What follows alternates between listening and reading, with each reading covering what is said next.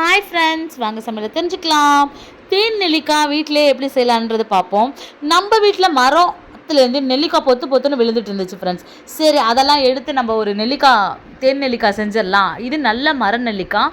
இது குட்டி சைஸில் தான் கிடச்சிச்சு எனக்கு. ஸோ அதை நம்ம இந்த மாதிரி இட்லி பாத்திரத்தில் போட்டு வேக வச்சு அரை வேகக்காட்டாக வேக வச்சு எடுத்துக்கலாம்.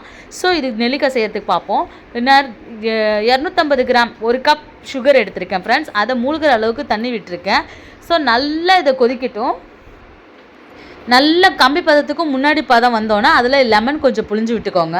நம்ம நெல்லிக்காவை உள்ளே உள்ள சீட்ஸை எடுத்துகிட்டு இந்த மாதிரி அதில் சேர்த்துக்குவோம். சேர்த்துட்டு நல்லா கை விடாமல் கலருங்க. நல்லா இந்த மாதிரி நல்ல கலர் எடுத்திங்கன்னா அது நல்லா அதில் ஊறி சேஞ்ச் ஆகிருக்கும் கலர். இதை அப்படியே ஆற வச்சுட்டு அதுக்கப்புறம் நல்லா ஆறினதுக்கப்புறம் இதை அப்படியே அந்த தண்ணியை வடிச்சிட்டு இதை நல்ல வெயிலில் 2-3 நாள் எடுத்து காய வச்சுக்கோங்க. நான் இதை 2 பிளேட்டுக்கு மாற்றிக்கிறேன். இதில் நிறைய இம்யூனிட்டி இருக்குது.